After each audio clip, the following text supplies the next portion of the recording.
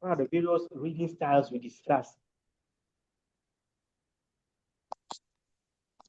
Hello, Doc. Yeah. Please, we have skimming.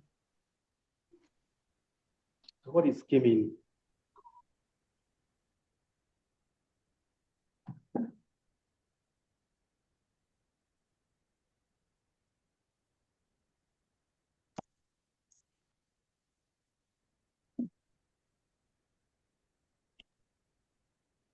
Please,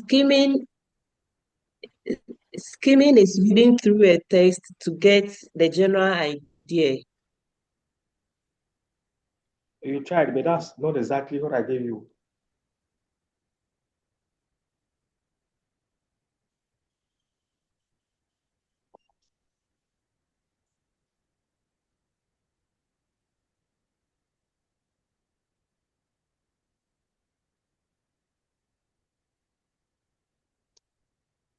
Hello, yes, what is skimming? According to what is skimming?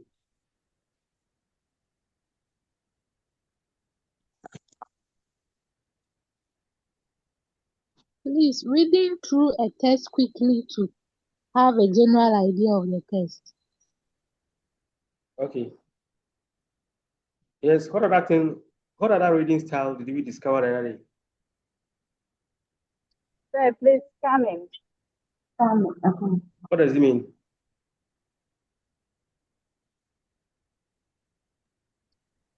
Reading through a test for vital information, not reading over, looking for vital information in the text. No, I didn't see that. Please, you I said did not see that.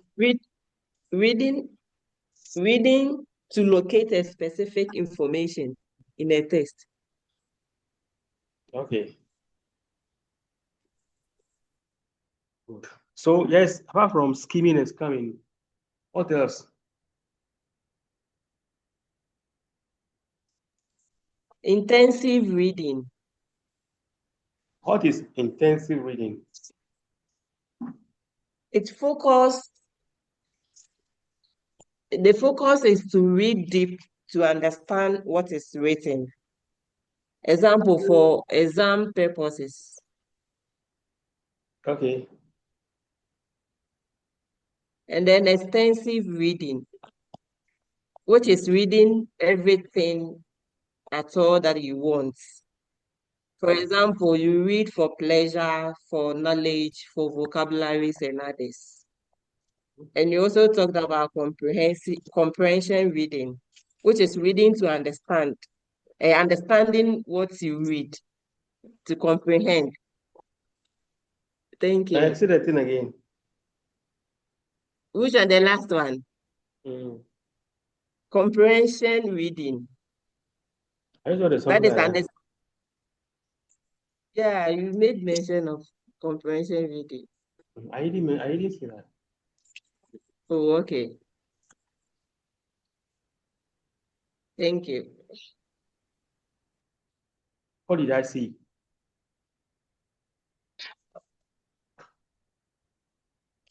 Comprehensive or comprehensive? I don't know. Maybe I didn't get it well. So those who got it well should say it, because I have about 35 students, 55 students in the class. Oh, okay.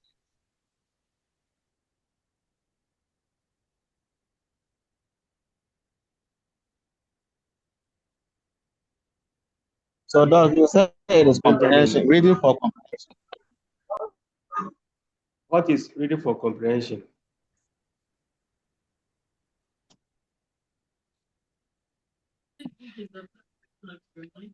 Doc, for the comprehension reading, you read to get the You don't have meaning of anything like the that. word. You don't have anything called comprehension reading. Use No, the correct term. Hello, Doc. Yes. Reading for comprehension. Yes. Yeah, you said reading. Yeah, you read to understand what you read, and if you cannot read to understand what you read, then you have not read. Okay. Is that all? No, you also said that if you can answer question based on the passage, then you have understood it. And Okay. you have to try to get meaning of the words in context. Okay. Very good. Yes. Now, today we want to continue. See, the reading styles we're talking about, reading styles, skimming, scanning, extensive reading, reading for comprehension. Then the next one is what we call SQ3R. SQ3R.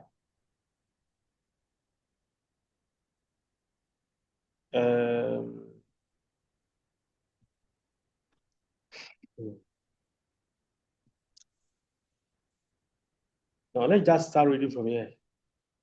Can you see my screen? Yes, Doctor. Yes. Yeah, Yes, Doc. one of you, Yes, please. somebody want to record. It's all right. Yeah. It's approved. It's approved. Now, so one of you to read for us.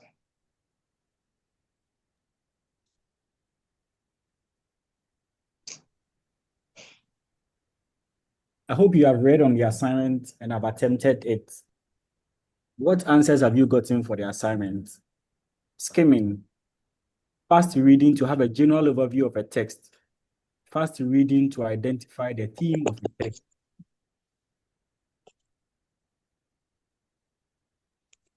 Academic discourse community. A community both physical and virtual, where a group of people use a particular discourse type which is in their convention. Academic writing. A specific way of writing typical of an academic institution or an acceptable writing by There is no originally specific there. in academia.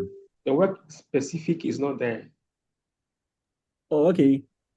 A special way of writing typical of an academic institution or an academic or an acceptable written way by which knowledge is disseminated in academia. Okay, so the other day we were trying to explain the term academic discourse community. A community, both physical and virtual. If it is virtual, it's not, you cannot see people face to face. Where a group of people use a particular discourse type, which is a convention. What is convention? Convention is like an international way of doing things. When you move from this place to another place, it's the same way they do it. When you move from one place to another, it's the same way we do it. For example, you have something we call convention abbreviations.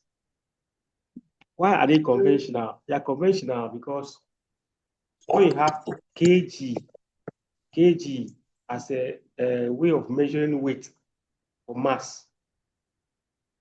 If you go to Togo, if you say kg, I think they understand. If you go to the US, kg, they understand. If you are in Canada, kg. If you say cm, it's centimeters or centimeter. So it's conventional. Now, so to say that we have a particular discourse type, which is their convention, it means we do things the same way. We disseminate information. We will write things the same way. If you're writing an academic paper, you must have a title, you must have an abstract. Or if you are writing a thesis, you must have a topic, abstract, introduction. Or if you are writing a memo, you must state your institution, you must state your position. So you have a lot of things we do in common. That is why we say they are academic discourse community. Now, today, let's go straight to the point. We are talking about SQ3R. Read for us, please. Apart from skimming, scanning, intensive and extensive reading, another method of reading is what is termed SQ3R. Have you read about it? There are SQ4R and SQ5R, but since they are not on our course outline, we'll not bother about them. SQ3R is an abbreviation. It is a reading method designed to help process and increase retention of written info. Okay, so see SQ3R. Very soon we'll see what S means, what Q means, and all that. Great, please. S is survey, study. S is equal to survey, is equal to study, examine, and etc. Q is equal to question. R is equal to read. Another R is equal to recite or recall. The third R is equal to review. Survey is equal to, it is just like skimming or scanning.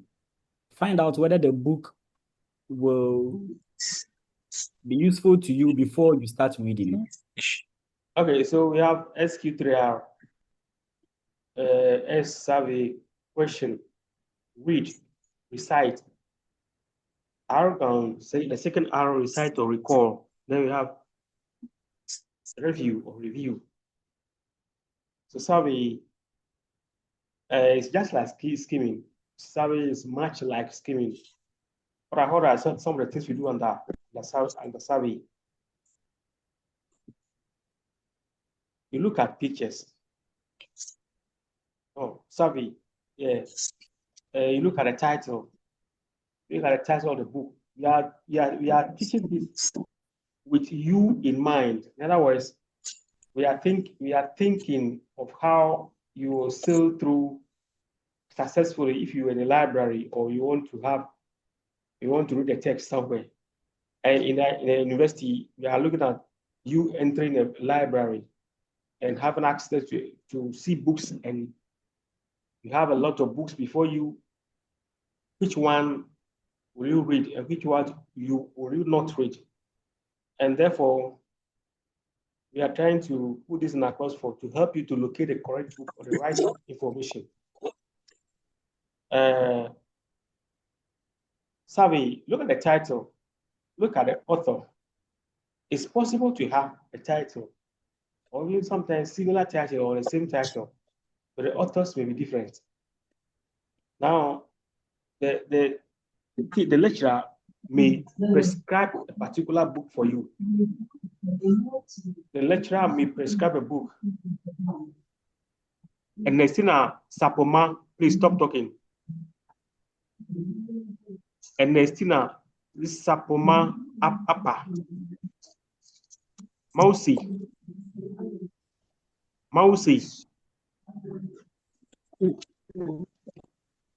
Maybe the best thing I can do is I can just put them off. I put them in a waiting room. They cannot take part in the lecture. So when they call you, tell them.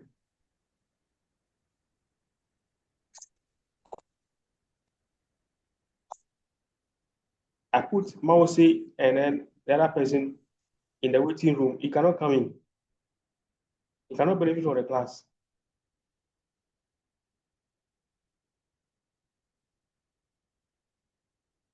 Maybe after we finish, they can access it, and then they can listen to the audio later.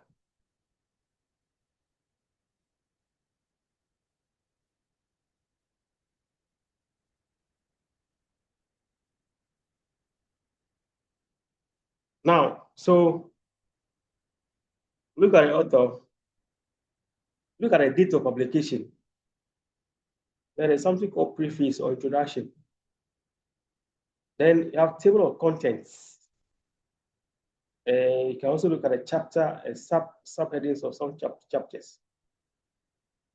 Now, why do you think that when you are going to look for a book to read, you should care about the date of publication? Why do you think so?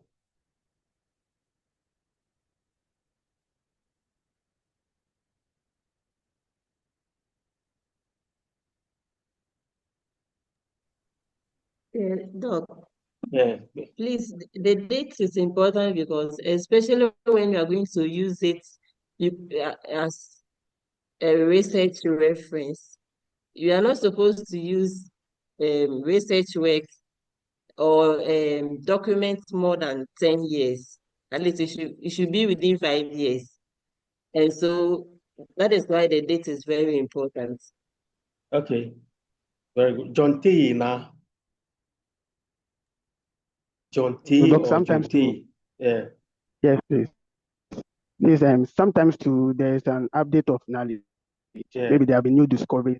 So if you go and read those ones that have been older versions, perhaps your knowledge will not be updated and you will be acting or talking or behaving as it was done sometimes past. You will not have the current knowledge. So it's good to look at the date. And if there's a current publication there, you consider reading that one. Okay. Okay. Good. Then you can look at the pictures,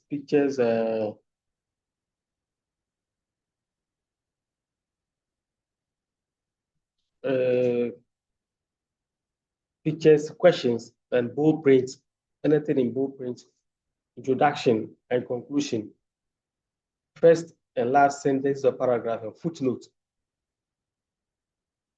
Footnote. I don't know what I think I explained the way footnote to the other day. I was lazy. I should go to the library to get a book. So maybe next time, or if you come to campus, I can show you a sample of those things. Then, okay, footnotes. Now, how we move from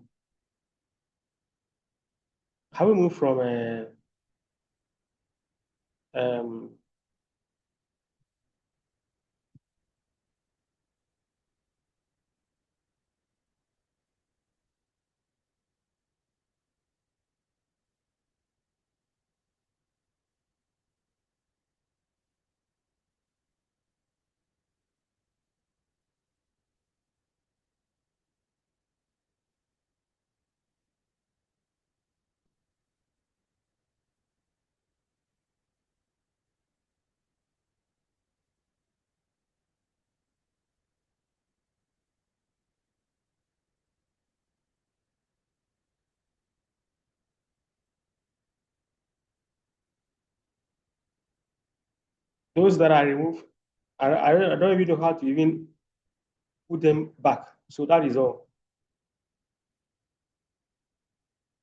You understand what I mean? But some people I remove them, like I block them because they refuse to meet our system. And maybe they don't know how to do it. But you cannot open your system and then there's noise in your background and I'm talking to you, you don't want to marry me. So I remove them. Now I don't even know how to admit them. Like I'm not familiar with the face. The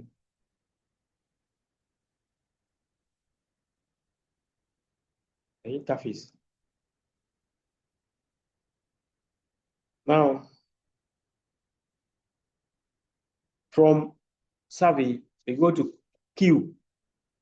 Now, what do you do at Q? Look at it. Assuming that I give an example that day, you were traveling and then you saw someone with the newspaper and then you saw a headline. Let's say a headline such as you have to reopen in December. Now, maybe it could be that maybe at the time you were asking this question or the time you saw this paper, you were not even a student at UHAS. You were not enrolled at UHAS. So when you saw that, what are some of the questions that would come into your mind?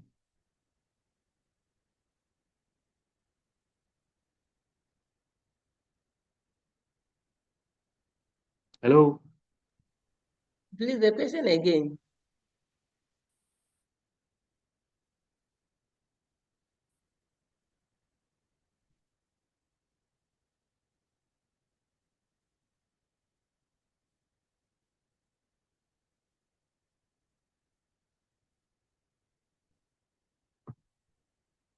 Who heard the question? Hello, Doc. I heard it. I said, what you do here? Yeah, so you saw a paper in the car and in case the headline was stating US to open school in December. So you ask yourself, what question will you ask yourself? So my answer will be like maybe December is for Xmas. So why is US opening school for students to come school in December? Maybe that's the question I'll ask myself. Okay. Thank Yes. you. What other question will you ask?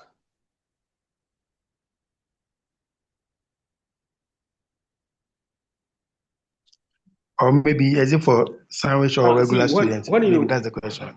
very good. This particular reading method is saying that it's indicating that when you see a particular text, whether it's a book or just an ordinary page, you do a survey. If, for example, it's a newspaper and you saw a title, then that title is just because it's not a book, it's not a big book. So you saw one page and you saw a title, that is fine. So maybe you read the title, and if you want to do proper survey, you can read the first line of the first paragraph or the first line of each paragraph. That is the way, because the text is just one page. It's not a book. Okay. Now, so assuming you see somebody holding a newspaper in a vehicle, you were traveling, and then you saw a title or you spotted a title. You have to reopen in December. SQ3R method is indicating that change all the topics and subtopics to questions. You see, whether it's a book or newspaper or just a page, turn these things to questions. Or in other words, try to generate questions based on the title or the subtitle that you saw. And I'm asking that if you saw a newspaper with a title, with a topic or title, you have to reopen in December. What are some of the questions that comes up in your mind? Not that you are reading the passage. No, you have not yet started reading. But before you even, if you are going to even have access to the paper to read, before you even have access to the paper to read, what are some of the questions that comes up in your mind? Please, I'll ask that if you are going in December, when will we vacate? Okay, if you go in December, where are you going to vacate? Yes, John K. Now. So I'll also ask why are they reopening in December and for which students? Okay, yes. Because you have categories of students. You have first year student, continuing student, you have sandwich student. But then I even have access. So which category of students are coming when the school reopens in December? Yes. There are millions of questions. It's not everybody must come out with a question. Please, You have 94 students in the class. I will also ask that which school opens in December? Do you even go to school in December at all? Okay.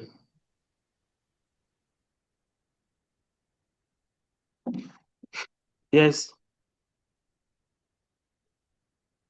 Doc, please, I'll also ask, has the academic calendar changed?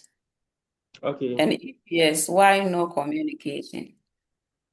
Okay. I will also ask how, why, what happened? Okay.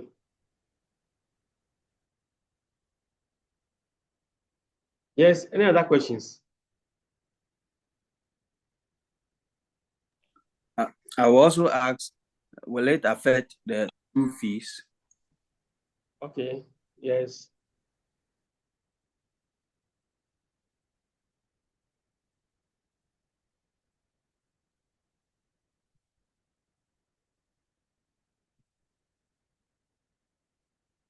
Yes. What again? Doc, I also like to know if admission portal is open for new students. Okay. Yes. Doc, I also ask again that would they break for Xmas break and come back the following January? Okay. Yes.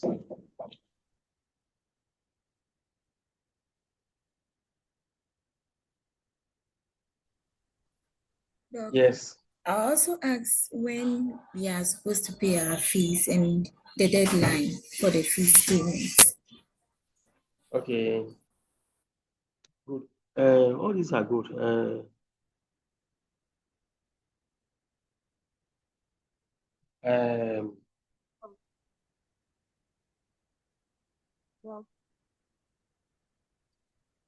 You can have all these questions. But maybe, okay, in addition to this, you saw something, say you has to reopen in December. You can have many questions. Which year in December? What is you has? Is it a company? Is it a school? Is it a university? And if it's a university, what kind of thing do they do there? Is it a university for health or engineering? You can have many questions. Which region is it located? Is it a Ghanaian institution? So you begin to ask questions, generate questions.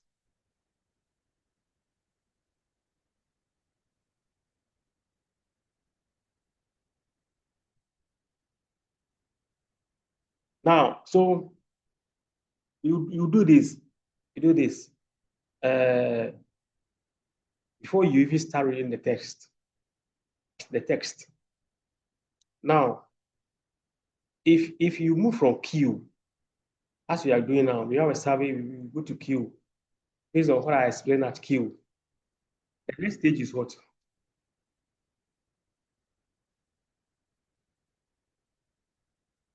The next stage is what? Read. Read. Read. At R, which is read. What will you be doing there?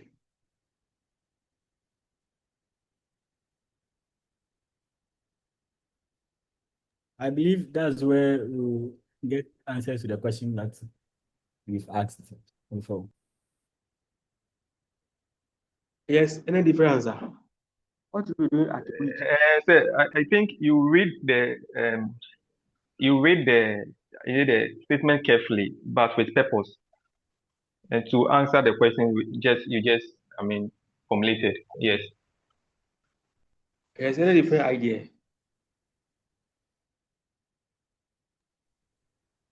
Doc, please, you read to get the understanding of the content of whatever is written. Okay. So at R, like some of you, okay, all of you had the idea. Some of you said you read, as reading, you are looking for answers. The questions that we generated are Q.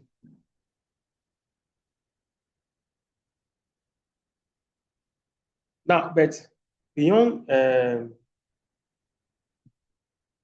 reading a page or reading an article or something that you saw, you can also ask yourself a lot of questions. If you were to be in a library, or you have a book before you, or a series of books which relate to your course. Why am I reading this? Is it something that interests me? Are there any questions for me to answer? Is the material worth reading? So you can see that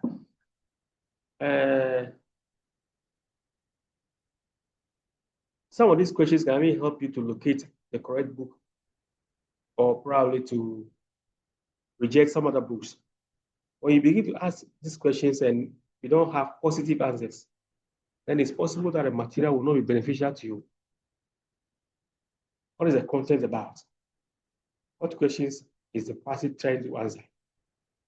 Or the book trying to answer? Is it saying something that relates to my course?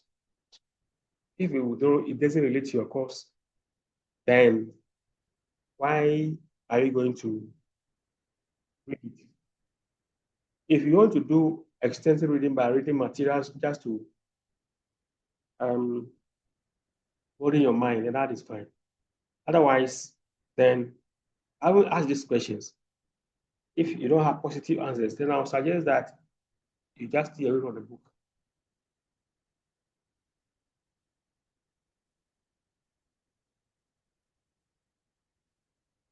How does the information in the book help me? So read. At read, You find answers to the question at Q, and you make notes.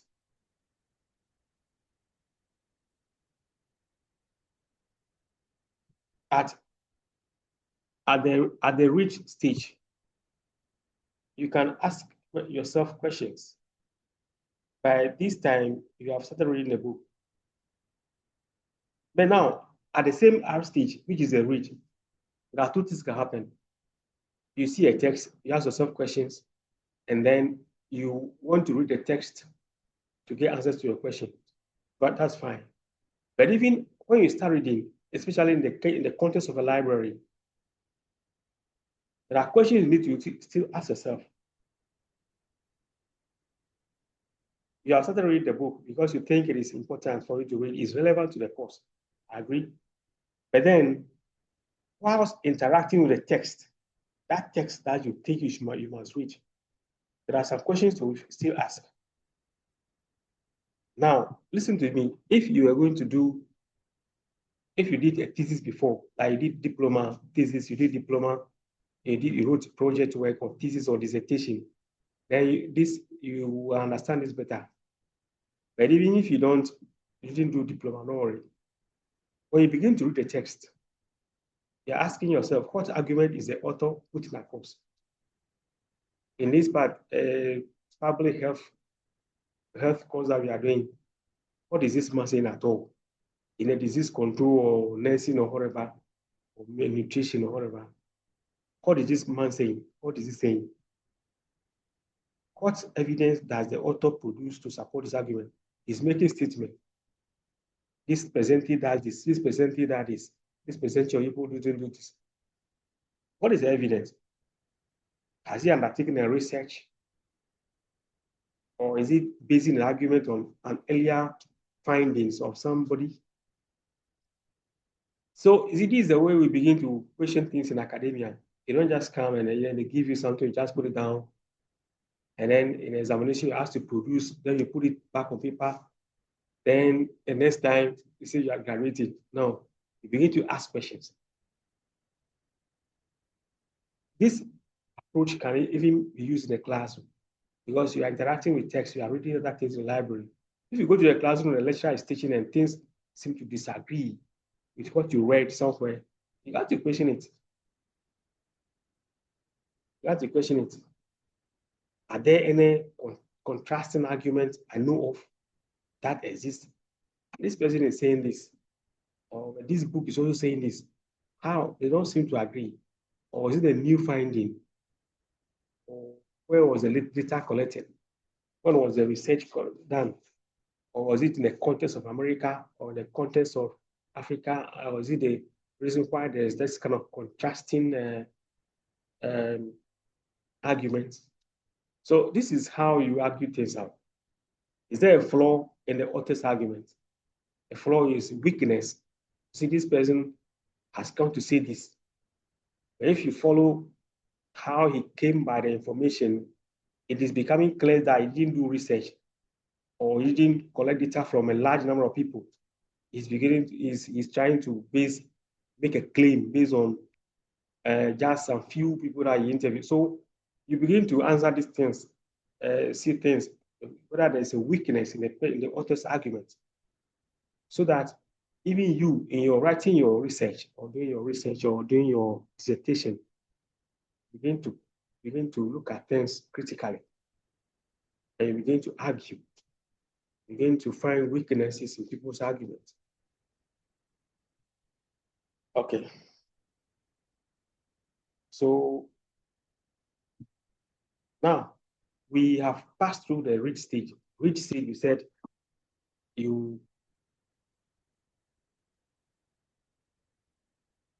excuse me. Hello. Hello. Yes. No. Are you able to come in the office?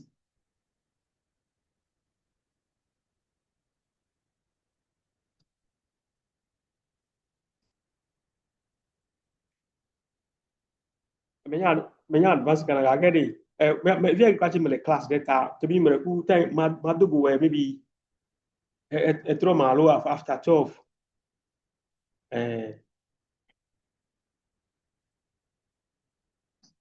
Hello.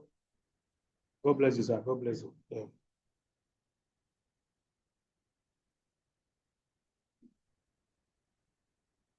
Hello. Hello. Hello. Hello, Doc. We are here. I'm sorry. I was talking to somebody. Somebody called me.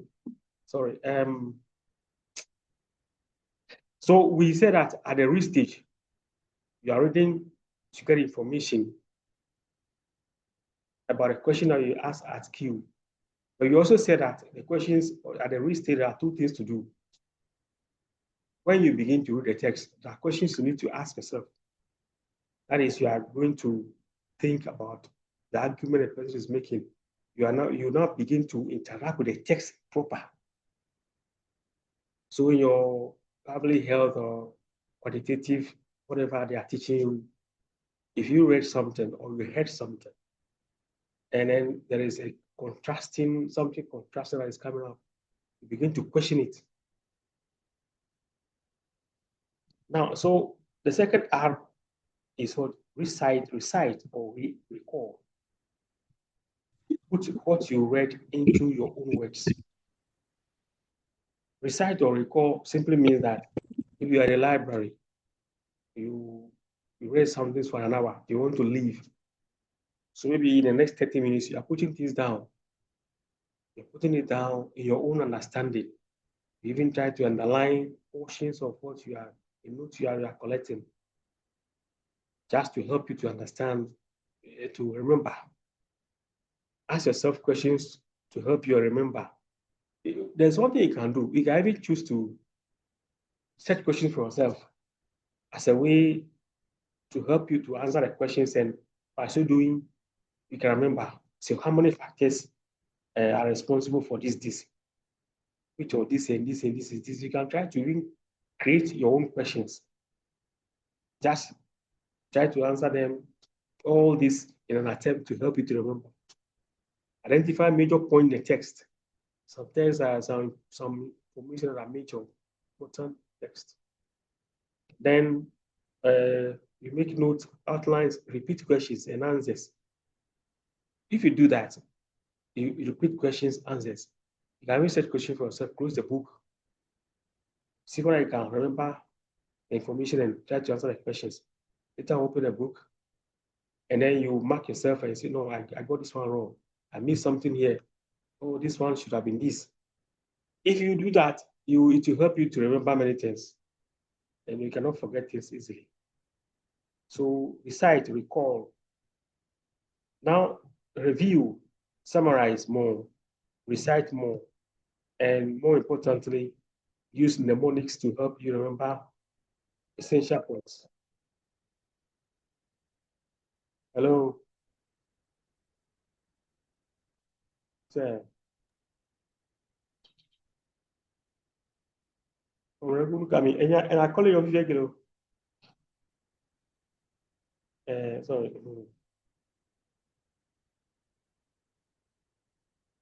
Hello. Hello. Hi. Now, mnemonics. I don't know whether anybody is spelling this is how it is written, but we pronounce that mnemonics. This one, let's say you are reading a book or you are reading a topic, and then you think you forget the things. So this is what you can do. Let's say the factors that are considered in disease control, something. So you can even choose to put the first letters together. Put the first letters together. It will form a kind of abbreviation. The technical word is what? Mnemonics. I remember when we were doing economics, we used to do this in secondary school. You say, for example, factors of citing industries. If you want to cite industries in a particular place, what are some of the things you consider? You say proximity to raw materials, human this, and this. So you see that each of these items that I'm mentioning, you can put the first letters all together. So that, when I go to the exam room, if I'm able to write down this abbreviation or mnemonics, Each of the letters there represents something for me. And all this is an attempt to help you to remember things.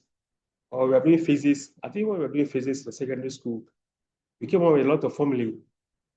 For example, say formulas. Okay, if you want to find this formula or this, we write the things down, so that we even write it in a Ghanaian language, so that when I see this letter, it brings to memory this particular thing.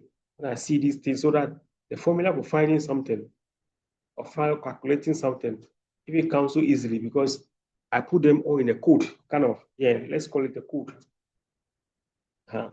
So this reading method is indicating that before you leave off, if you think that there are things that are important, I will summarize, and you want to remember more, then you can create mnemonics.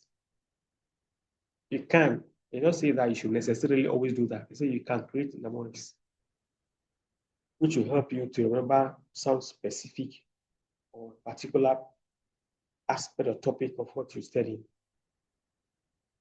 Any questions?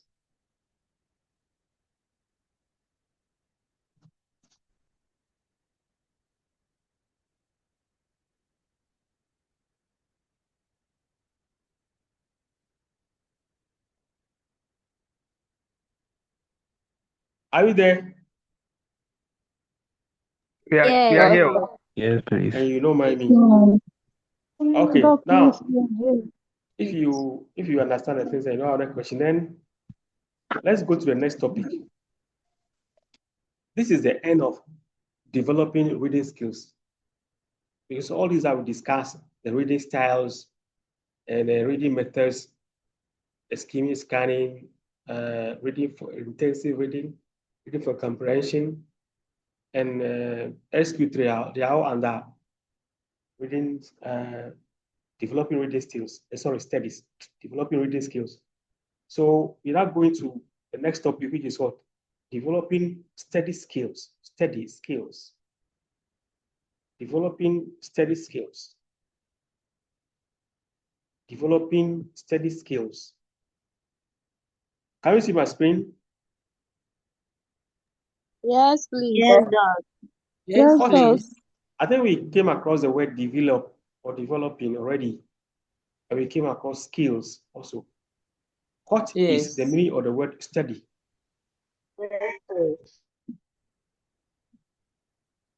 What is the meaning of the word study?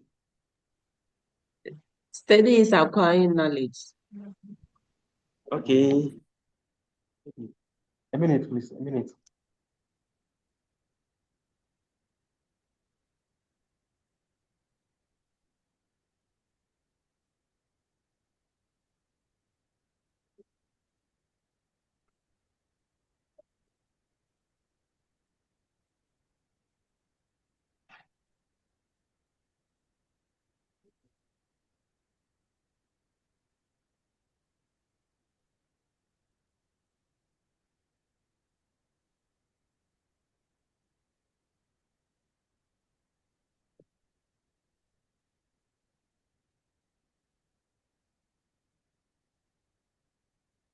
Yes, please. I'm back. Sorry.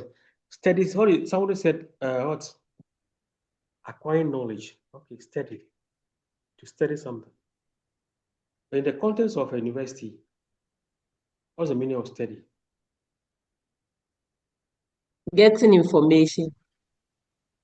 Okay, getting information. Yes.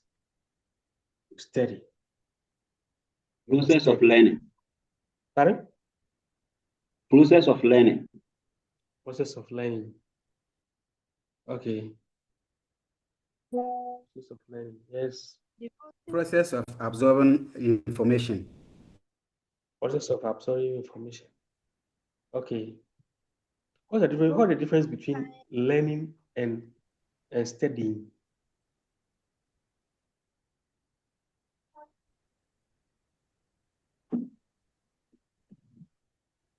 Please, with learning, it's like you are acquiring a skill, and then studying is getting the knowledge or getting the information.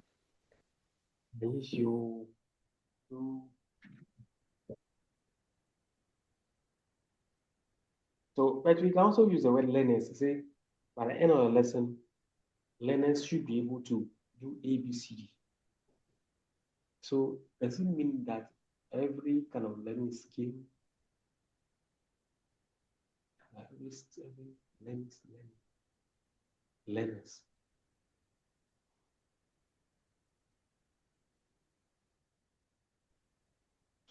Learning and studying, which one is bigger?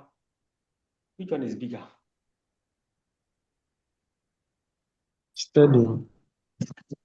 Studies is bigger than learning. Are you sure? Yes, Can you Doc. look up the word learning? Let me see. Learning. Mhm. Because of the class, I said because of the class, I can monitor your line. Doc, please, are you asking a question? I'm not asking. Somebody is talking. I'm not asking anybody any question. Somebody decided to be talking.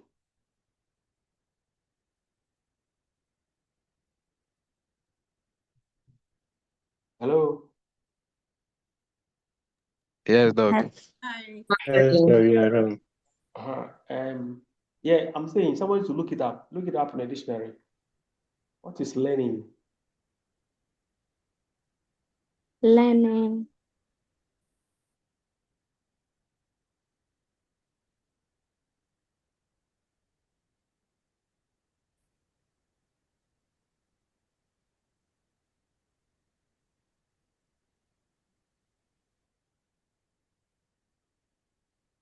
Please, is the acquisition of knowledge or skills through study, experience, or being taught. Through study. Yes. Through study. So Through learning and- study, experience, or being taught. Learning and studying, which one is bigger? Learning is bigger. Learning will be bigger with this meaning. Okay, but in the context of in our context, studying, like somebody said earlier, studying means you acquire knowledge by books. You acquire knowledge by books, primarily. Even though, apart from books, what other ways do you receive, apart from books that you read, what other ways do you get information in academia? Through the internet or media. No, listen. You read, you take a book, you are reading, you get information. What other ways? I don't mean the source per se. Like which other ways do you get information apart from reading? By learning. No. If you say learning is too broad, it doesn't mean anything. Doc, or by observation. Hello, Doc. Yeah, Yeah. you can observe, Listening. you can guess, you can observe, and then you get information. You can also listen, then you get information. So these You are can the three. listen. You are either reading, you are listening to somebody, or you are observing something. Apart from these three, is there any other way to get information? By analyzing a situation. Okay. You analyze. Okay. Doc, No. please, through experience, can also learn. Yeah. Through Experience. I'll put experience and observation. Okay. Yeah. So in academia, remember, there are three things, basically three or more methods. If you are in public health or whatever, or you are observing, you are with patients, or this observation is very important. Observation is very important, especially if you are apprenticed to somebody or somebody is a senior person doing something. It is not everything that a person will be saying, you have to be observing. That is why when people become addicted to their phone and they don't pay attention to things, will create problem for themselves one day. Observation is very important. I heard a story which I know could be true. I know it's true. It cannot be fake story. That there was a medical doctor who was training some other younger doctors, and I think they were dissecting a dead body, so that was teaching them something. Then he dipped his finger into the fluid there, and he quickly changed. So he changed his finger and put the other finger, use the correct one into his mouth. And because the student didn't observe well, they thought that it was a fluid that the senior doctor put his hand in. That is what he put into his mouth. So what they were going to do, they all put the fluid into their mouth. So they want to copy the senior doctor. So when they were doing the practicals, they didn't observe well. If you observe well, you see that no, when the man put his finger, when he was going to put his finger into the mouth, he changed it. Observation is very important. Like if any of you here have had an apprenticeship before, you were an apprenticeship or of a sort. When your madam or senior is doing something, not going to tell you, Kofi, come and listen, come and watch this. No, you must observe. And I think the same thing applies to us in the academia. A lot of things that you see people do, they just do it. How to give a speech, you see how the person is doing it. Even though this time, because of YouTube, you can go and read a lot of things anyway. The person is giving a seminar, how he's doing it. The person is doing something, you observe, then you do. Okay, so steady skill, differentiate between, now in trying to study in a school or a university, brings to focus what they call hearing and listening, because we believe that your studies or your study in the university begins from the classroom, basically, or the laboratory or whatever.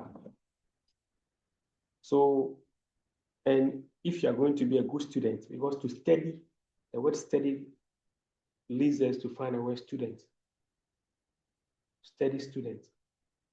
Then if you are going to be a good student, then you must learn how to listen.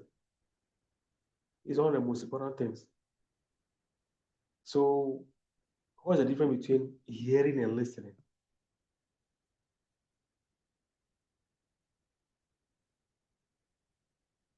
It's a question to the class.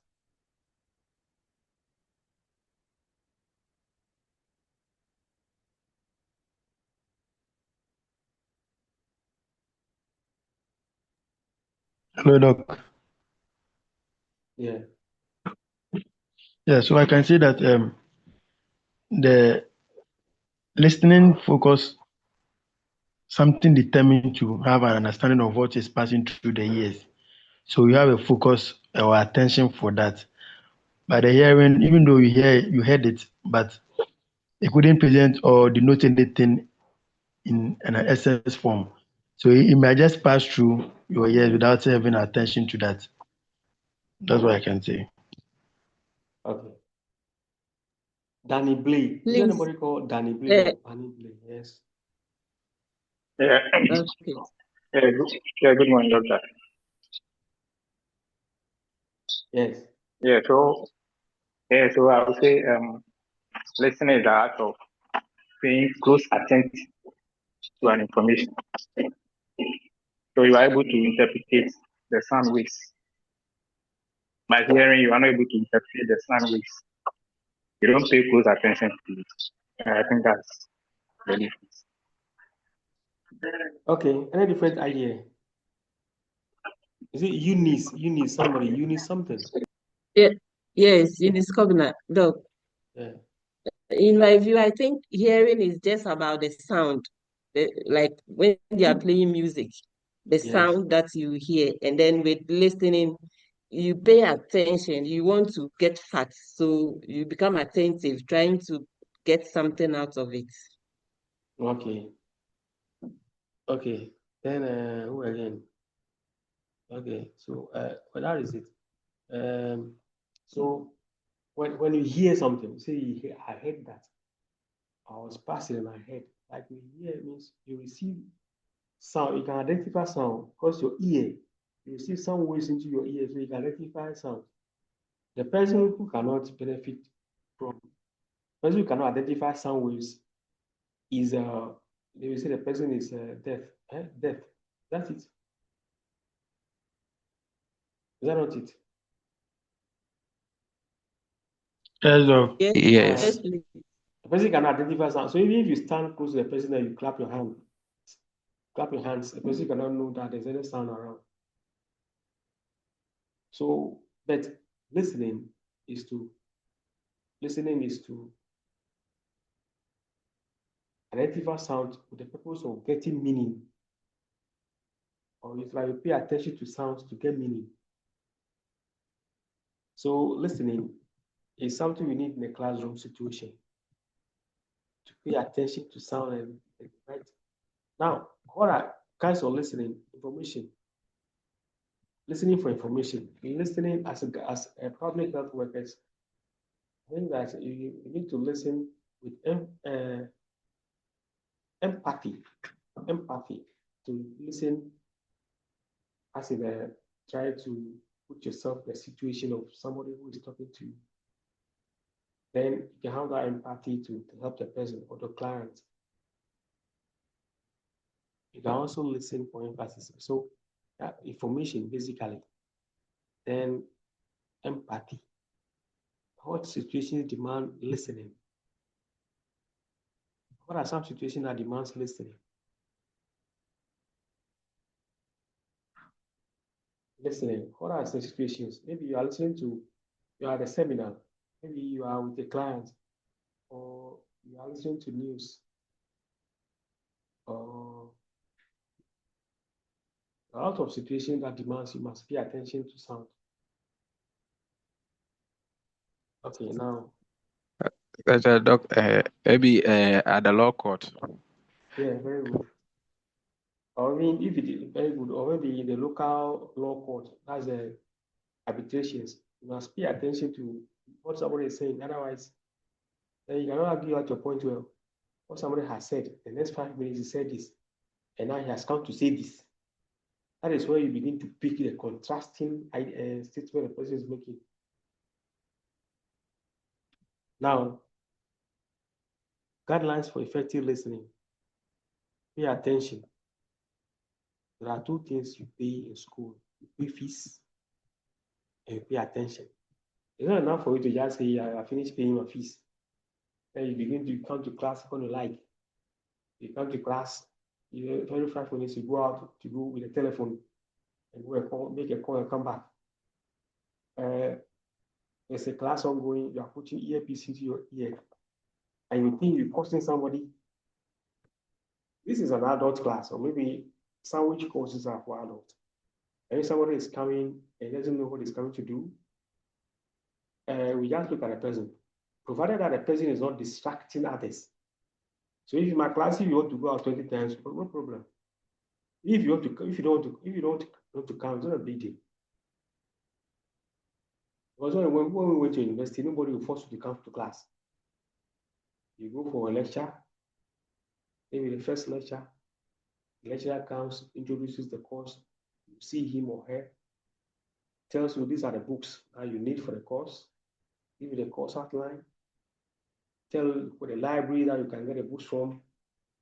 And the next thing is going to do is to tell you that I'll be organizing a quiz on this date.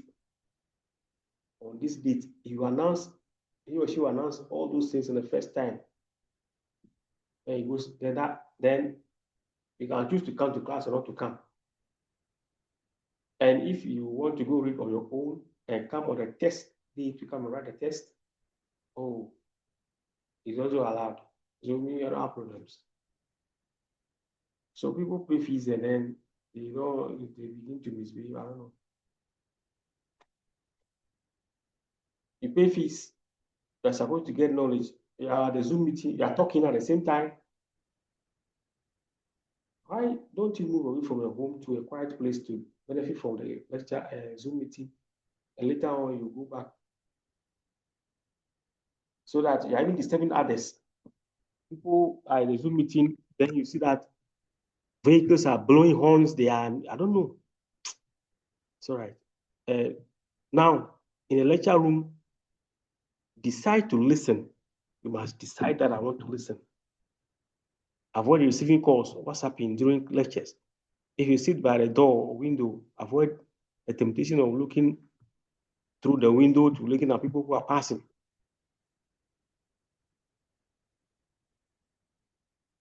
Ask questions and answer questions. You need to listen to a question to be able to answer it.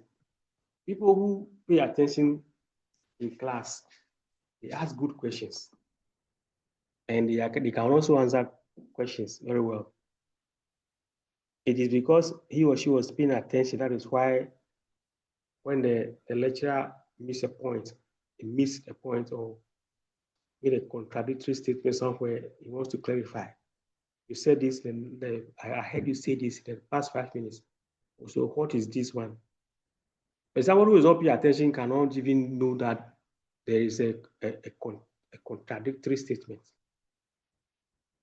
When you ask a question, anybody who can answer the question well means the person was paying attention. That's why I can answer the question well. So that is it.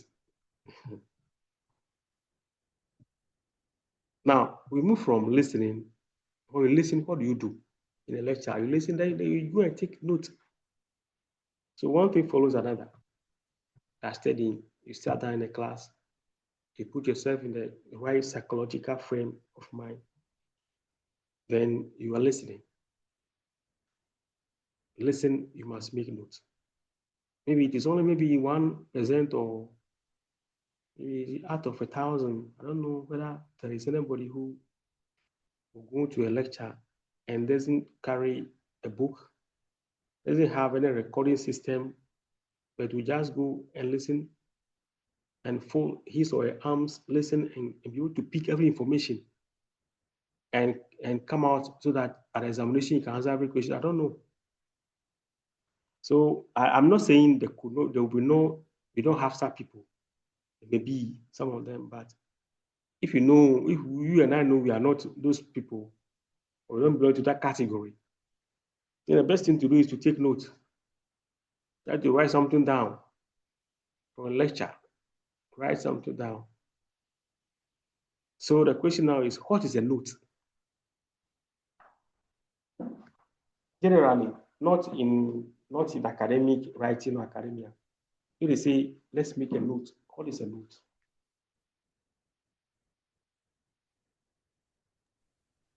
Putting something down on a paper for future reference. Okay, yes. Note.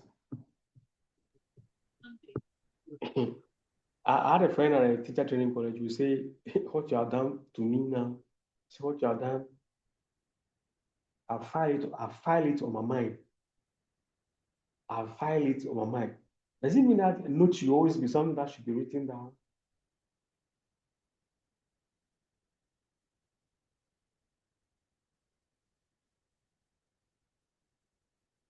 Should a note be always written down? I think so, because you can record it in your mind, but you might forget because you'll be keeping so many of them, and then some will go away. But if you write them down, you can always go back to it and reference. That is Okay. my. Well, that's fine. I think there's a saying. There's a saying that see the faintest mark of a pen or so is better than the sharpest mind. So like maybe 10, 20 years, if you write something down, you can still see it. You can go back to read it. You may even forget it, but you can go back to read it. But about 20 years now, there are a lot of things that happen when you were in the junior high school, you have forgotten. But if you were to write them down, you can still reach out to the book today and read it with the date and everything that happened. Okay, so a note is like somebody said, you put that information for future reference, refer to it in the future. Now, notes. But in our case, when it comes to the academia, we're talking about a classroom situation. A note is what? Writing down important points at a lecture. That's a note. They are saying important because it's not everything that the lecturer said that is important. If the lecturer shared a joke, you want to write it down. The lecturer said, I want to visit the washroom, write it down. No, you don't do that. It's important as far as the topic that you are treating is concerned. That important points. Now, but in our case, there's something I want to emphasize. Note taking. If you look at the course outline carefully, that note taking and note making. Note taking occurs when the lecture is ongoing.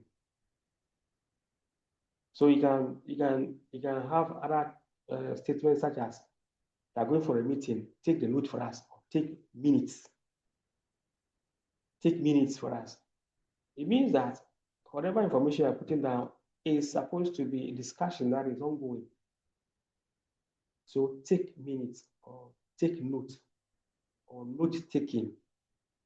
However, in our situation here, note making is different from note taking. When you take your note at a lecture, the lecture is over. You go to the library, or you go to the internet, or you download some academic papers or articles. Then you read something you think you want to add it to what you collected at the lecture. You are going to add more information to what you collected at the lecture. And you are going to do that in a more relaxed manner, maybe in your own room or in the library. That is what we call note making. Selecting relevant points from note taken at a lecture plus info from other sources. For example, library, internet, etc. You are making notes. Now, let's look at this. Let's say that somebody took notes at a lecture and he decided to now make notes at a lecture. Sorry, after a lecture. What are the characteristics of note taken and note made? What could be the differences?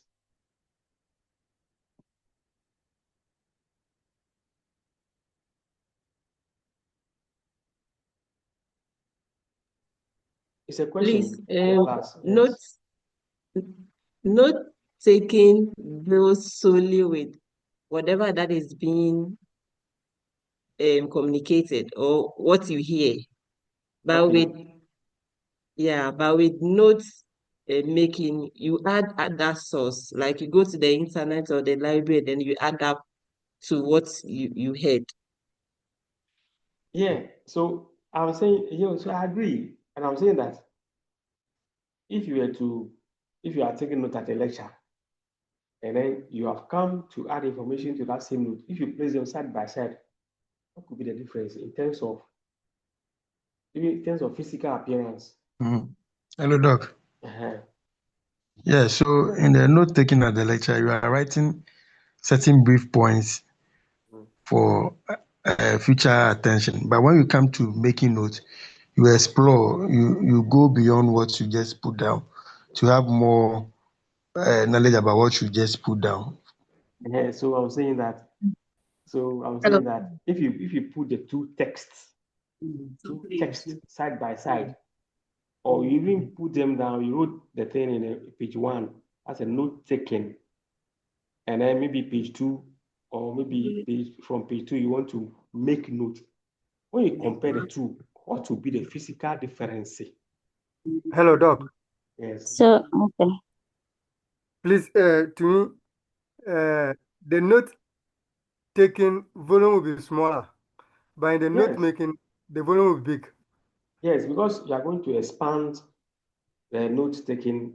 You are going to, if you are making it, you are going to expand it, information. It's possible that the note that you made will be much more, cover more pages or space than note taking. Yes, what are the difference or can you see between the two texts? Hello, Doc. For Doc. Yes. So for the notes taking, you are writing what the lecturer or the person who is teaching you, you are just writing what he is saying, he or she is saying. But for the note making, what the meaning that you have gotten out of what you've learned or what you've researched is what you are writing. So the note making, you are writing your meaning, what you understand by what you've learned. Thank you. Okay. Yo, yeah. Any other difference? Hello. Hello, Doc. Yes. Another difference could be that in note taking, the understanding of it will not be much broader in note making. Okay. Because in the note making, you add more flesh or more component to it. Okay. Thank you. Well, good. In addition to this, if you take note,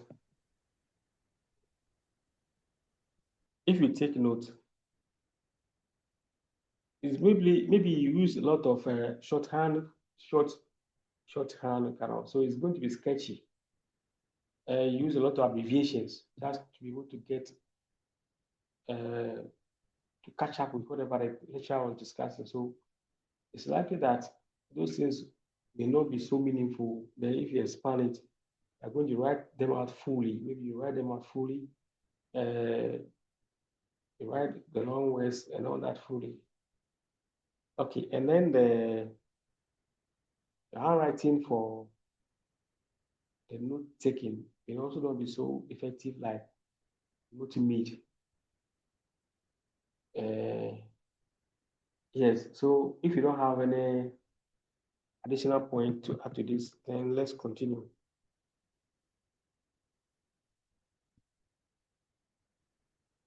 Now, let's talk about before we now, if you remember when you were in the primary school or junior high school, when you miss a lesson, following day you came back to school, you wanted to copy the note. You probably won't go to anybody at all. You don't want to pick the note from anybody, just anybody. You want to go to a particular person. Why? No, maybe the person has the clarity of the person's handwriting was okay for you, was legible for you to write what was written on the board. So Okay. usually when we have good handwriting, we usually go to people who have clearer handwriting. Okay, so that brings us to the next topic or subtopic, the features of a good note. The features of a good note. What are the features of a good note? Yes. The features of a good note.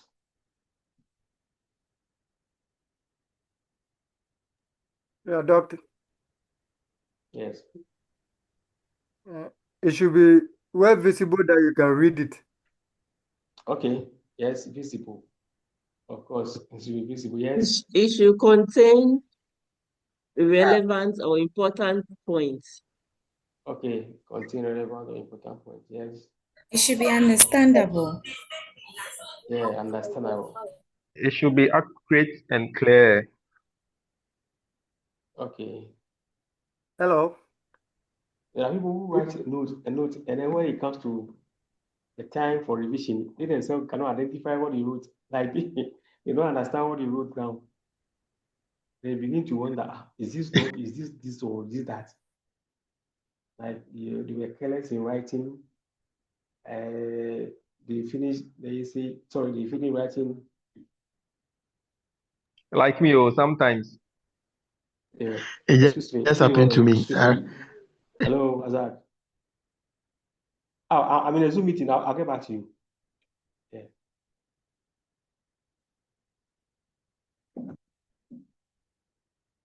Hey, sorry.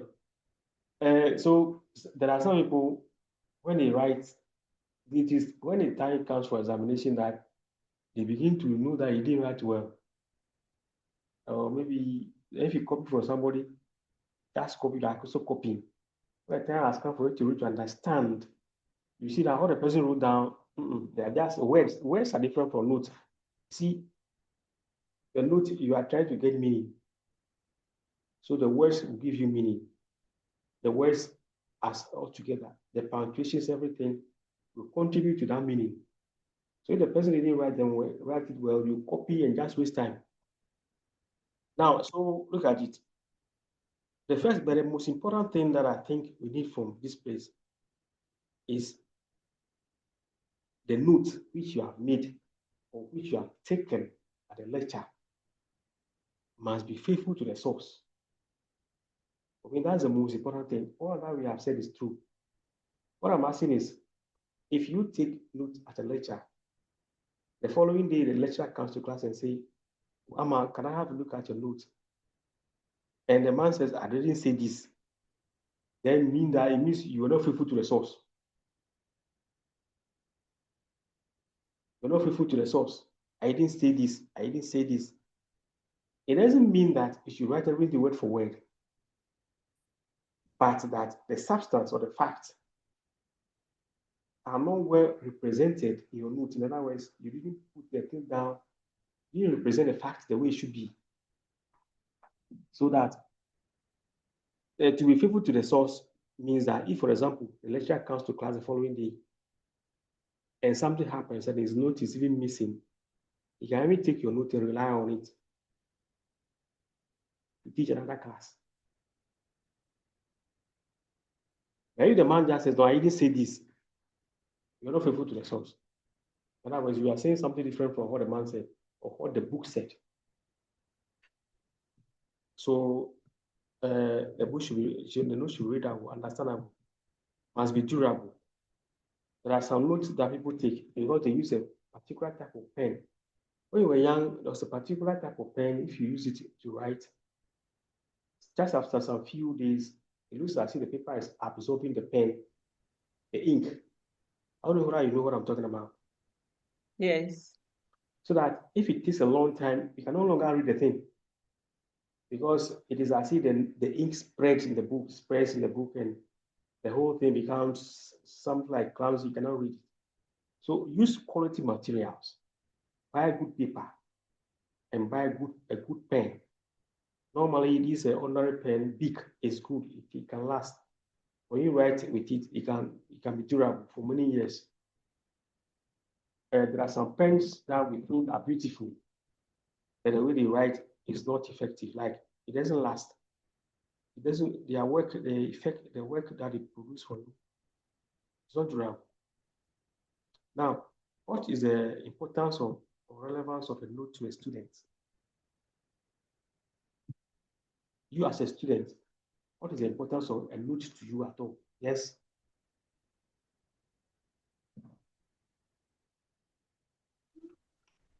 For future reference Yes, we or for established that. examination purpose.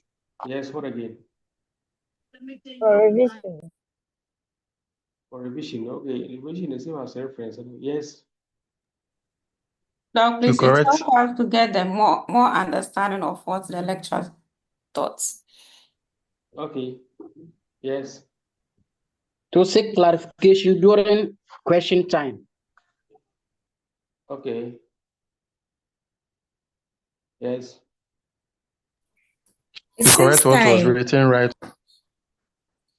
The It saves time. okay, saves time. Yes. To correct what was written right or wrong. Hello? Yeah. It will also help you to be able to identify which particular maybe subject or course you've taken it for. Okay. Before we continue, talking about the features of a good note, remember something. The features of a good note. You must, if you forgot it, you need to add it. You must put down a date for the note. It's a thing many of us don't do.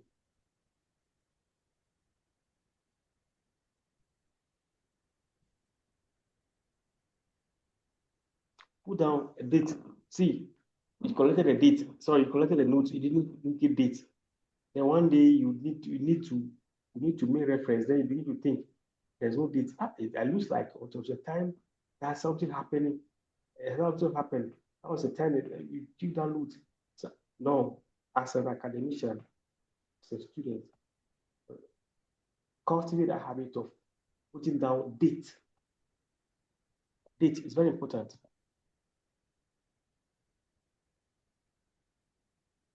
So, talking about the importance of a note to a student, it's a source of record. A source of record in academic work, summary of what has been studied. See, why is it a summary? It's a summary because when you were taking a note, you were just focusing on the essential points. So at the end of the note, you will see that all that you collected were just the main points or the most important points. So it kind of is a summary, kind of the aids comprehension. The aid comprehension means it helps you to understand something. Now it helps to identify useful information. Just similar to a summary. Useful, the information that is useful is what you place there. The ones that are not useful, you don't add them. Now, note taking at a lecture. What do you do in the lecture hall? Do not write everything down. Do not always record the exact words of the lecturer. Do not always record the exact words of the lecturer. Try to understand the thing and write it in your own words. Then there are things that you may maintain. Names. You cannot say you want to find a paraphrase or summarize a name. A name is a name. The dates that something happened. Ghana had independence in 1957. You don't do nothing about it. It must be like that. And if there's a definitions, you don't try to touch it. Let it be the way it is. Then read and what? Read for possible areas of examination.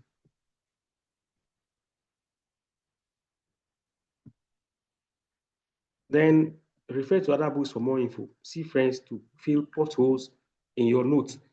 See friends to fill potholes in your note. That is important. Let's say you finish a lecture, then you miss one or two things because you didn't want to. You miss one or two words, so they become potholes in your notes.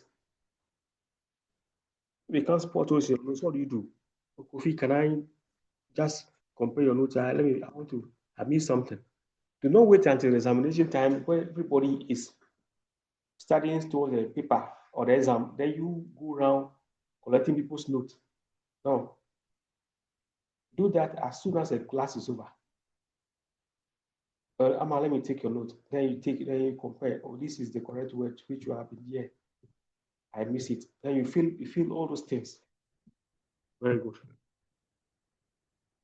Now, methods of making notes. There are two main methods of making notes.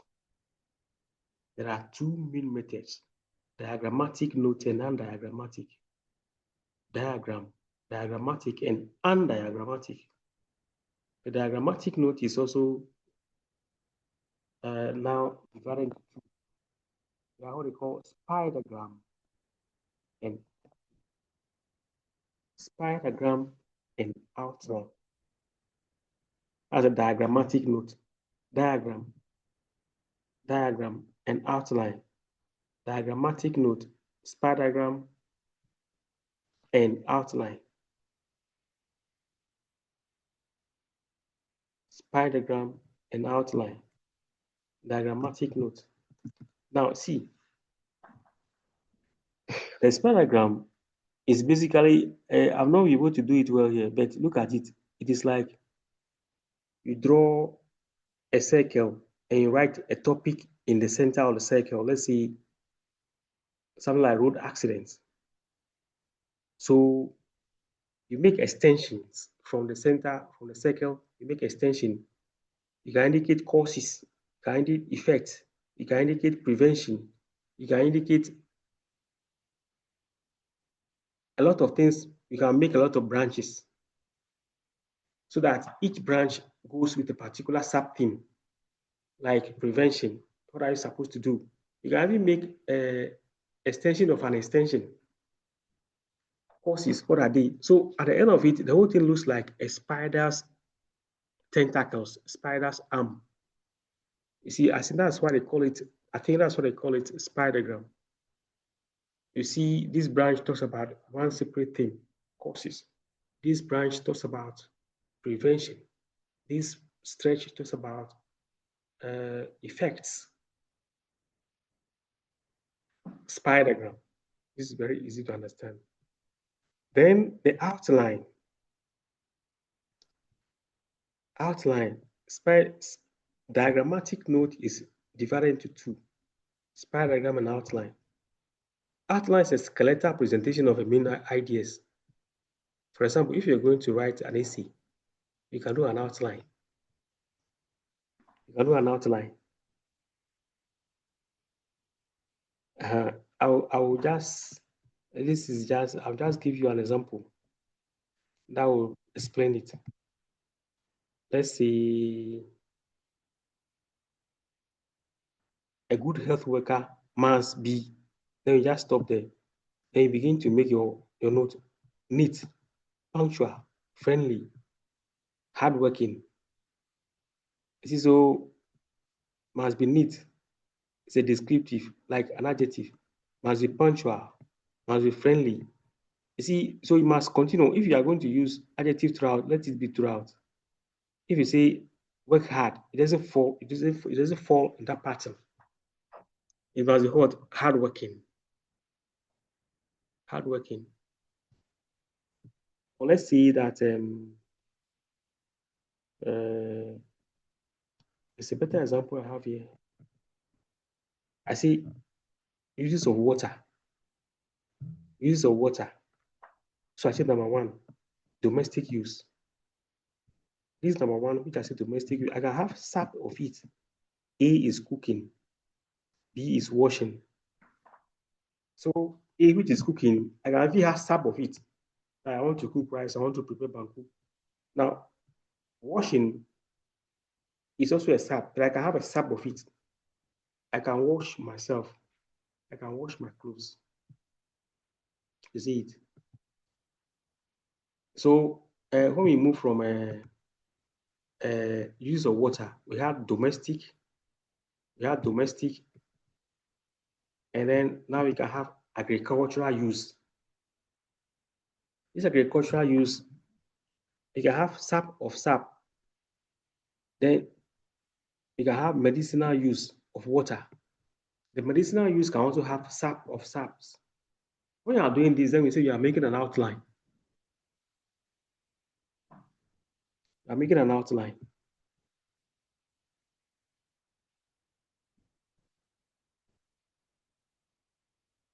Now, we move from diagrammatic. We said that diagrammatic has two saps, which are spidergram and outline. We move from there. Now we come to the undiagrammatic note methods. Undiagrammatic notes.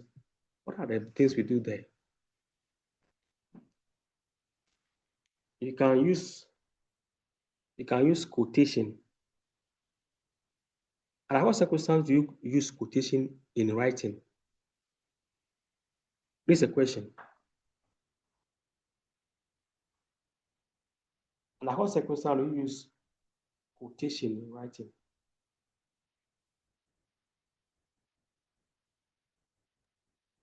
Hello, Doc. Yes. Okay, so we use quotation marks when we are quoting the words of someone verbatim. Okay. Now, so you can, yes. Yeah, Doc, when we are using someone's own opinion. Okay. Now, so we are talking about note-making methods or note-taking methods or note-making methods. One other way you can also take note or make note is on listing method. Listing A, B, C, D. Number one, this number two, this number three. You are listing. Sentence method. Everything that you want to write out, you want it to be in a sentence. Most of us take notes in phrases or just make it phrases, short stretch of words which can help us to remember. But you can also choose to do full sentence note. You can paraphrase. Paraphrasing is to write something in your own words. There's a slight difference between paraphrasing and summary. When the time has come for us to learn summary, I will teach you that. Or those who will be in my class. If you paraphrase something, you write it in your own words, and you can achieve as many words as the original.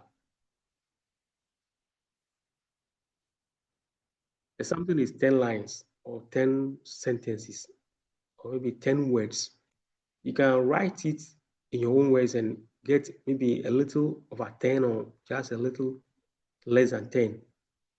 But for summary or summarizing, it is a requirement that it must be smaller than the original.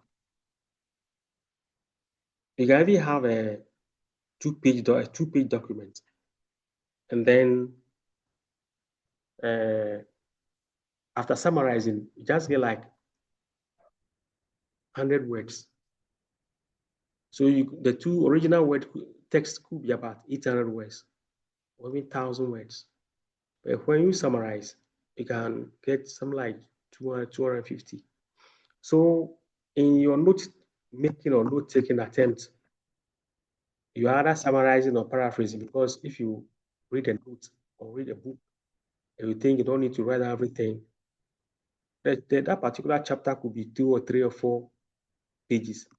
But if you think that what you need for that thing is just maybe 100 words, so then you are summarizing more or less. You are selecting the most important points from what is there. So it's a method. So all these are methods of making notes.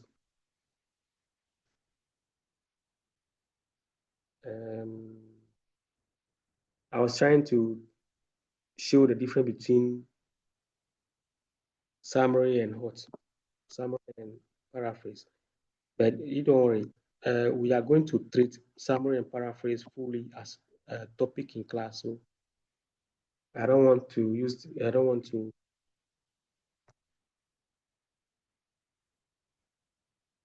So we can skip those things. When the time has come for us to do summary writing proper, we will delve into it so well.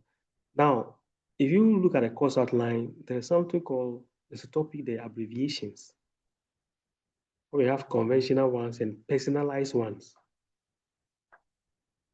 Abbreviations here, it's not a case that we're going to learn what is kilometer. Kilometer is kg, centimeter, cm, decimeter. Is good if you can know those things. However, the focus for this one is the fact that as you write in, some words are long. Maybe the word like characteristics, determination. You must have to see whether you can develop short methods of writing those long words for yourself. Why for yourself? Why for yourself? Because it is you who wrote your note, and it is you that will understand. That is why sometimes if you borrow a note from somebody, you don't fully understand what the person is writing, because the person may use abbreviations which she can understand. And the abbreviations help because if you want to write out everything fully as the lecture is ongoing, you cannot catch up. And you end up leaving a lot of potholes in your notes. So the attempt is for us to encourage you to be able to create short ways of writing long words. For example, before, somebody can say therefore. Somebody say before. Characteristics. Some people have a way to shorten it. What other shorthands have you been using as a student? Personalized ones.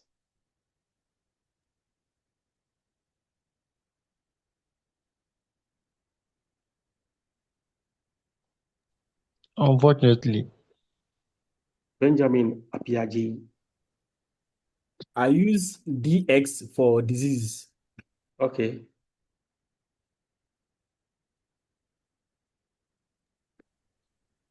I call Hello. it that. We have more than 90 students in the class and one or Hello, two sir. students. Yes, Nana Asare K also. This is Redeemer Alisana. Okay. Yeah, I write 0 and cross it, like write a stroke through it. It is my true or via. Then when I want to write which, I write W and I still cross a bar on top. That's my which. And the other one. Thank you. Okay. Yes, how do you also use if you want to share with us so that we can learn from you? Who also has something to tell us? Yes. No, Okay, I also dog. For Yes. the I write E and then cross the top, the bar. Instead of the I write E, then I cross the top. Okay. And then I use the I don't know how to explain for it. I'll type it. Thank you. So they'll read. The one on quick layout. The one on our laptop. Quick layout. Okay. Yes. What else? And then what? WAT. What? Yes. WAT. So far. Yeah. Okay. WAT. What? Francis Achua. Doc, I also write B stroke N. That is between. Okay. Thank you. Thank you. Hello, Yes. Doc. Yes. I also write BTN. That's between. Okay. BTN. Okay. Okay. BW. Between. Okay. R stroke N relationship. Okay. R stroke. forever 4. Number 4 ER. Okay. Okay. Hello, Doc. Yes. Yes, I also use G stroke F difference. Okay. So now words like environment. How do you shorten it? Environment. ENV dot. Director of Arocha Ghana. There as specifically. Environment. Okay. Word like so some of your medical terms some of your medical terms, if you think they are too long for you, I will not be able to remember. Yes. DID. Sir, Doc. Yes. DID brought in there. VIP. DID. DID brought in there. Okay. Okay. Doc. Yes. Doc. HPT, hypertension. Okay. PID. Yes, that's fine. So think along some of these things. Think along this line, and I'm bringing the class to a close. Do you have any questions to ask? Yes, please. I have a question. Have I heard that you're supposed to meet 2 times in a day? Hello? Like you're supposed to have have English twice in a day?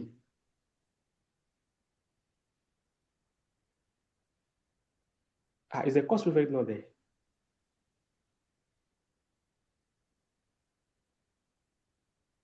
Hello?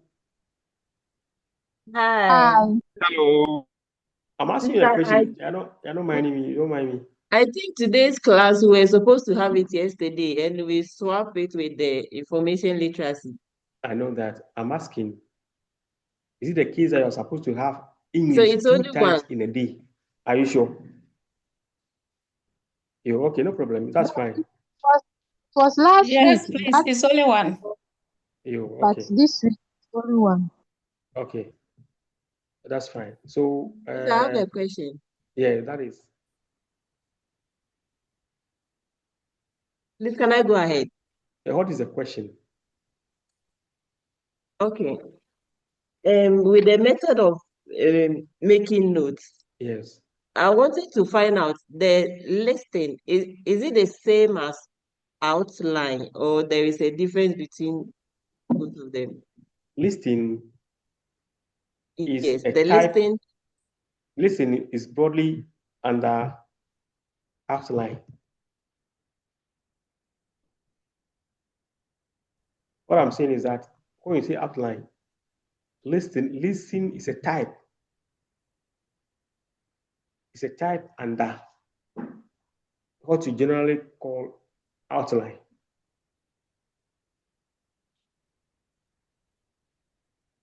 Hello? Hi, you're confusing me. It cannot be. If you have a, look at it. You have a machine for sewing. You can Okay. have a machine that can be used by the hand. Then you have a machine that can be used by use your foot, use your leg, foot to operate it. So right now, out of the machines that we use the hand to operate, there are different kinds. You can have singer. I don't know what you can have singer, you can have butterfly, you can have a lot of them. They all are all what? Hand operated kind of machine. So we are saying that when it comes to the undiagrammatic note, in other words, it is not going to be a diagram.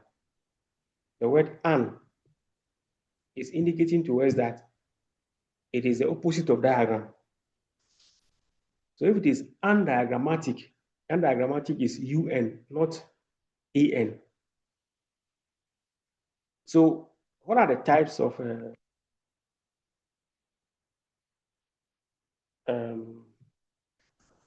undiagrammatic? So we have quoting, don't need a diagram. Listing, don't need a diagram. Sentence, you don't need a diagram. Paraphrase, you don't need a diagram. Summary, you don't need a diagram. So somehow, okay, you were asking, what about how do you call it? Outline and what listing.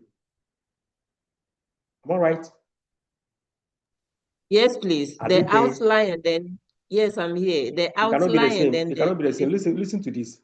This outline has to do with, and in doing outline, you will list, all right. But an outline is not the same as listing. Why? If I say listing, I can say Roman number 1, Roman number 2, Roman number 3. I'm just writing. Okay. Tests that affect this Roman number 1, 2, 3, or A, B, C, D. I'm listing. However, in doing outline, you're going to have sub of sub. Okay. So you list, say, use of water. I'm listing Roman number 1, Roman number 2, Roman number 3. But if you see Roman number 1 is very domestic. But if you go to Roman number 1, which is domestic, I still have subs of. I'll have another sub of the domestic. Okay. So I'm listing all right, but it's not straightforward like the listing. It's not continuous like the listing method. You do sub of sub in the outline method. Outline. Okay. So I will post that slide to you, and then so those of you who want to go over it, and then before the next meeting, if you go over it and you don't understand something, I want us to answer some questions, then we can do so at the next meeting. Okay, thank you. Thank you too. I'll understand you're supposed to be about 300. Are you 300? Course prefect. In every class of mine, the course prefect is very important because every question, every information I have for the class must pass through. So when I come to class and I ask the course prefect, I don't get him, and I'm asking questions, I don't get answers, I'm not happy. Doc, please, I think the problem here is that the course rep for the core subject, he doesn't take part in this. He's not part of this subject, this course. This, And so this I class. think that is a problem. Okay, no problem. I will see what I can. I need recording of the text. I need recording of the Zoom. So I can post it to the course prefect later. Those who miss the class and want to be abreast of whatever happen in their absence, we can also access the information. Okay. If there are no questions, then permission to close the class. Hello, Doc. Okay. Carry on, sir. I wish you well. Thank you. Thank you.